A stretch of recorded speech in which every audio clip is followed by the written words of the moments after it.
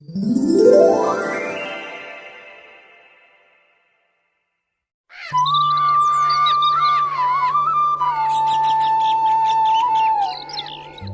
राज्य के महाराज रविंद्र महारानी के कक्ष के बाहर चक्कर लगा रहे थे। उनकी पत्नी महारानी सोनल कभी भी अपने संतान को जन्म देने वाली थी। कुछ देर के बाद बच्चे की किलकारी महाराज के कानों में गूंजती है और महाराज प्रसन्न हो जाते हैं। तभी दाई माँ बाहर आकर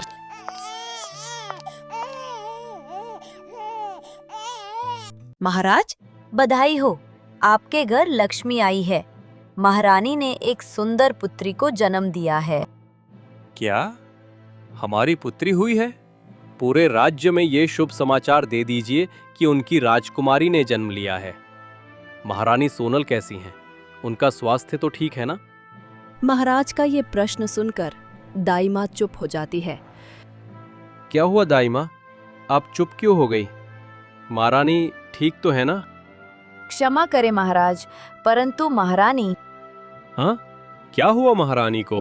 बच्ची को जन्म देते समय महारानी की मृत्यु हो गई है। महारानी की जच्की बहुत जटिल थी। वह तो ईश्वर की कृपा से बच्ची बच गई, परंतु महारानी को अपने प्राण त्यागने पड़े। ये बात सुनकर महाराज रविंद्र को बहुत दुख होता है। नहीं, महारानी हमें छोड़कर नहीं जा सकती। उस दुष्ट बच्ची ने हमारी महारानी को हमसे छीन लिया। हम कभी उसका मुख नहीं देखना चाहते। महाराज महारानी की मृत्यु के लिए उस नवजात बच्ची को दोषी मान रहे होते हैं। 2 दिन बीत जाते हैं, फिर भी महाराज रविंद्र अपनी बच्ची को देखने नहीं आते। बच्ची जोर जोर से रोने लगती है।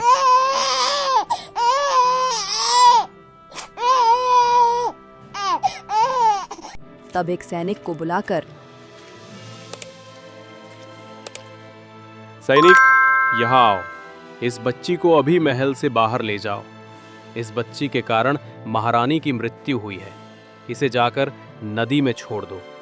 मुझे ना तो इसका मुख देखना है और ना ही इसकी आवाज सुननी है। सैनिक उस बच्ची को उठाता है और वन के मार्ग से नदी की ओर जाने लगता है। जैसे ही सैनिक बच्ची को लेकर वन के बीचों बीच जाता है, तभी उसके सामने एक शेर आ जाता है। अरे वाह! आज तो मनुष्य का मांस खाने का अवसर आया है। आज तक कई प्रकार के प्राणियों को मैंने अपना भोजन बनाया है, परंतु आज पहली बार किसी मनुष्य का मांस खाऊंगा। शेर की ये बात सुनकर सैनिक डर जाता है और बच्ची को वहीं छोड़कर भाग जाता है। शेर बच्ची को खाने के लिए उसके पास आने लगता है। तभी वहां एक लोमड़ी आती है। अरे अरे वनराज, ये क्या कर रहे हैं आप? इस छोटी सी बच्ची से आपका क्या होगा? आपके लिए तो मैं भोजन का प्रबंध करके आया हूँ। तुम्हारे कहने का अर्थ क्या है? वन में थोड़ी दूरी पर एक हिरण घास खा रहा है। आप उसे जाकर पकड़िए और अपना भोजन बनाइए। उस स्वादिष्ट हिरण को खाकर आपका मन तृप्त हो जाएगा। परंतु आज तो मुझे मनुष्य का भोजन करना है। आपकी बात उचित है वनराज, परंतु इस बच्ची का आकार तो देखिए, कितनी छोटी है ये। आप आज हिरण को खा लीजिए, मनुष्य तो फिर से मिल ही जाएगा। ठीक है, मैं जाता हूं और हिरण का शिकार करता हूं। शेर आगे चला जाता है।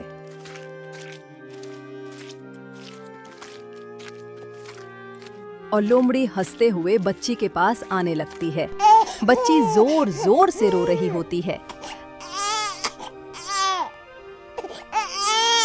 वनराज तो चले गए। आज तो इस बच्ची को मैं अपना भोजन बनाऊंगा। लोमड़ी बच्ची के और पास आती है। जैसे ही लोमड़ी बच्ची को पकड़ने वाली थी, तभी एक गधा वहां आकर लोमड़ी को लात मारता है। लोमड़ी दूर जाकर गिरती है। गधा बच्ची को अपने मुंह में पकड़कर अपने कुम्हार मालिक देवराज के पास लेकर आता है। अरे गधे, ये क्या? इस बच्ची को कहां से लेकर आए हो तुम? मालिक, ये बच्ची वहां रो रही थी और एक लोमड़ी इसे खाने के लिए जा रही थी। मुझे लगा कि इस बच्ची की रक्षा करनी चाहिए, इसीलिए मैं इसे उठा कर ले आया। ठीक है, हम इस बच्ची को घर ले जाते हैं। देवराज मिट्टी को गधे की पीठ पर लादकर छोटी बच्ची को अपने साथ घर ले आता है। वो उसकी देखभाल करता है और उसे बड़ा करता है। कुछ दिनों बाद वो बच्ची का नाम उमा रखता है। कुछ साल बीत जाते हैं। अब उमा 14 साल की हो गई है। एक दिन बापू, मुझे भी बर्तन बनाना सिखाइए ना। अरे नहीं, अभी तुम छोटी हो।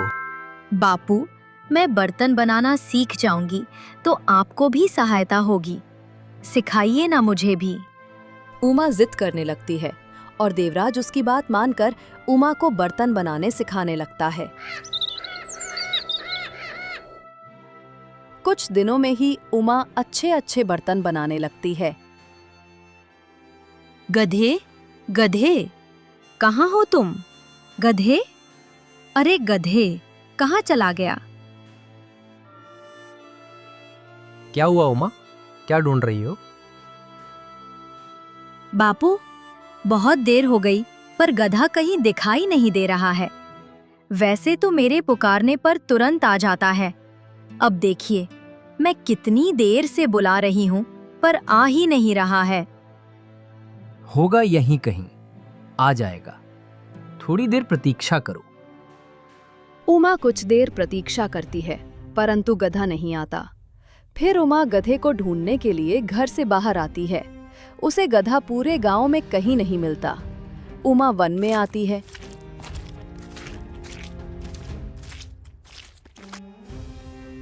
वन में वो देखती है कि एक शेर गधे को पकड़ने के लिए जा रहा है।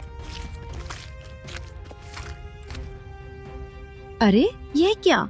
वो शेर तो गधे को पकड़ने वाला है। मुझे गधे को बचाना होगा। क्या करूं? तभी उमा को वहां कुछ पत्थर पड़े दिखाई देते हैं। उमा वो पत्थर उठाकर उस शेर को मारने लगती है। शेर भाग जाता है और उमा गधे के पास जाती है। गधे, तुमसे कितनी बार कहा बिना बताए अकेले कहीं मत जाया करो। आज यदि मैं समय पर नहीं आती तो वो शेर तुम्हें अपना शिकार बना लेता। हाँ, मैं आगे से ध्यान रखूंगा। अब चलो, बापू भी तुम्हारी चिंता कर रहे हैं। उमा और गधा घर जाने लगते हैं। तभी उमा देखती है कि एक पेड़ के नीचे एक मनुष्य जख्मी अवस्था में पड़ा है। अरे गधे, वो देखो, वहाँ कोई पड़ा हुआ है। हाँ, कपड़ों से तो राजघराने का व्यक्ति प्रतीत होता है। चलो देखते हैं। दोनों उस व्यक्ति के पास आते हैं। ये वही महाराज रविंद्र थे जिन्होंने अपनी 2 दिनों की बेटी का त्याग कर दिया था। उनके शरीर से खून बह रहा था। महोदय, आप कौन हैं और यहाँ इस अवस्था में कैसे पड़े हैं? मैं इस राज्य का महाराज रविंद्र हूँ। मैं शिकार के लिए वन में आया था। एक चोर ने मुझसे मेरा सबसे मूल्यवान माणिक चुराया है। वो मुझ पर हमला करके माणिक चुराकर भाग गया। महाराज, आप मेरे साथ मेरे घर चलिए। मेरा घर यहीं पास है। मेरे बापू आपका उपचार करेंगे तो आप स्वस्थ हो जाएंगे। ठीक है पुत्री। उमा महाराज रविंद्र और गधे के साथ घर आती है। बापू, यह हमारे महाराज हैं। अब यह आहत हो गए हैं। इन्हें उपचार की आवश्यकता है। ठीक है, मैं वैद्य जी को बुलाकर लाता हूँ। देवराज वैद्य जी को बुलाकर लाता है और वैद्य जी महाराज रविंद्र पर उपचार करते हैं। कुछ दिन के बाद महाराज स्वस्थ हो जाते हैं। आपका बहुत बहुत आभार। आप दोनों ने मेरी बहुत सेवा की है। आप हमारे महाराज हैं। आपकी सेवा करने का सौभाग्य हमें प्राप्त हुआ। यह हमारे लिए गर्व की बात है महाराज। उमा सत्य कह रही है महाराज। राज्य का राजा तो राज्य के पिता के स्थान पर होता है और अपने पिता की सेवा। आपकी पुत्री को आपने बहुत अच्छे संस्कार दिए हैं देवराज महोदय। इतनी छोटी आयु में भी कितनी प्रगल्भता है इनके विचारों में।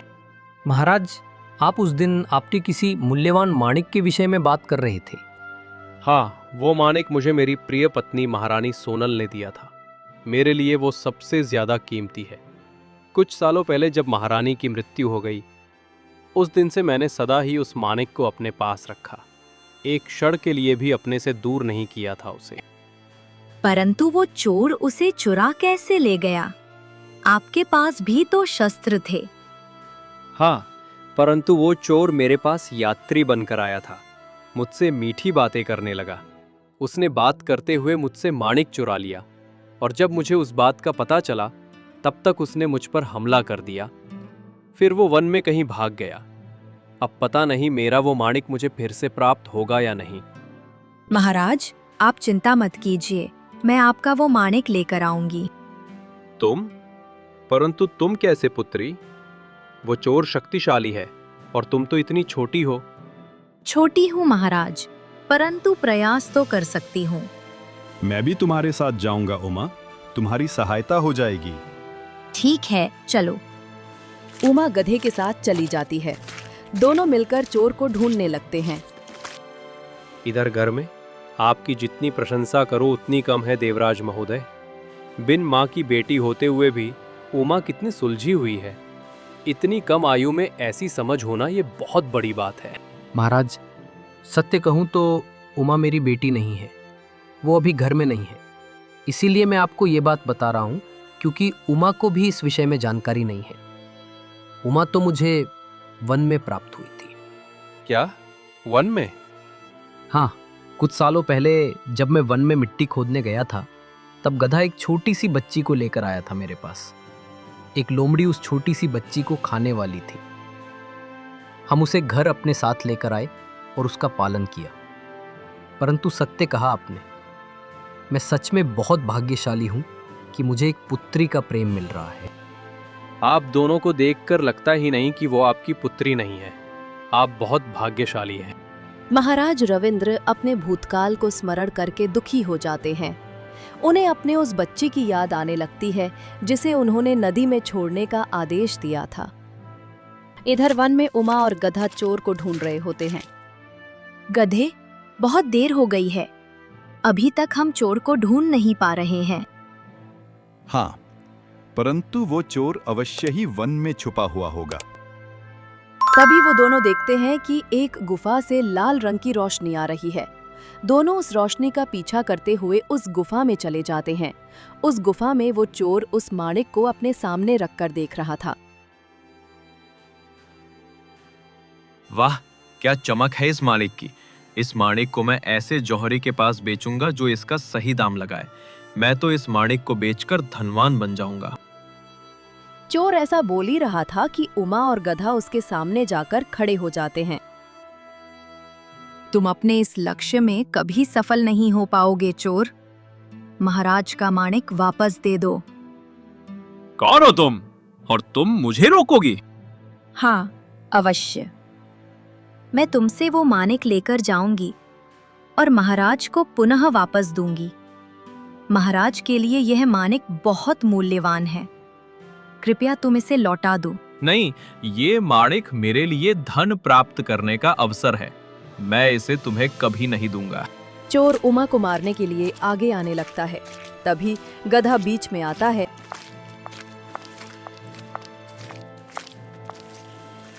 और चोर को लाते मारने लगता है। चोर के हाथ से माणिक चूक जाता है और उमा उसे पकड़ लेती है। गधा चोर को इतनी लाते मारता है कि उसकी हालत खराब हो जाती है। फिर उमा और गधा माणिक लेकर घर वापस आते हैं। महाराज, ये लीजिए आपका माणिक। पुत्री, तुम मेरा माणिक वापस ले आई। तुम्हारा बहुत बहुत धन्यवाद। तुमने सच में मुझ पर बहुत उपकार किया है। मेरी प्रिय पत्नी की आखिरी निशानी को मैंने लगभग खो ही दिया था, परंतु तुम्हारे कारण मुझे ये पुनः प्राप्त हुआ है। नहीं महाराज, आपको आभार प्रदर्शित करने की कोई आवश्यकता नहीं है। फिर महाराज रविंद्र वो माणिक लेकर महल जाने के लिए चले जाते हैं। पूरे मार्ग में उन्हें अपनी बच्ची का स्मरण हो रहा था। जब वो वन में आते हैं तब वही शेर उनके सामने आता है।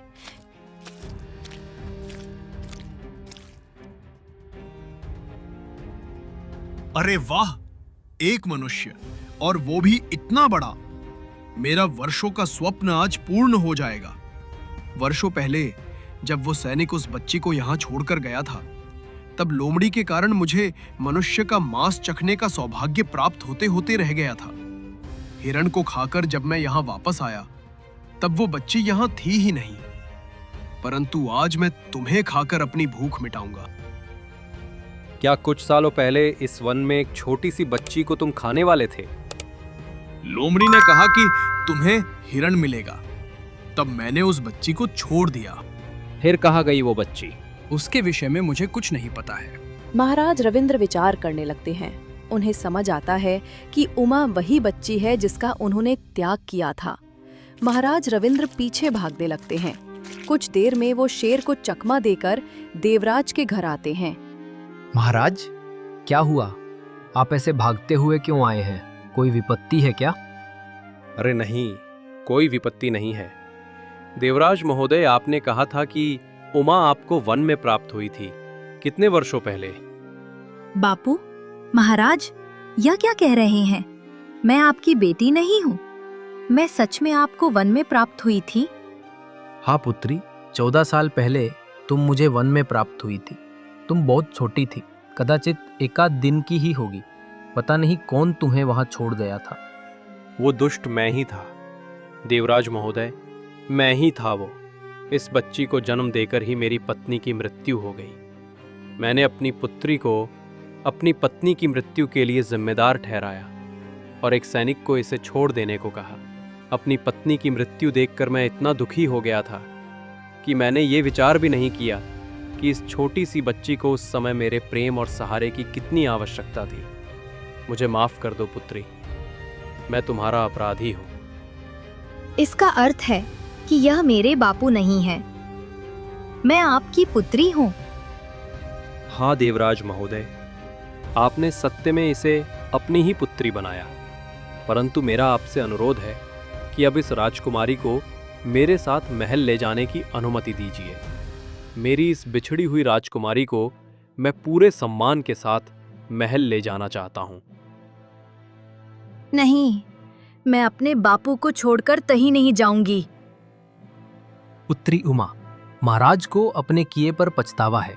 उस समय उन्होंने दुख के आवेग में आकर तुम्हारा त्याग किया था, परंतु अब उन्हें अपने अपराध का बोध हो चुका है।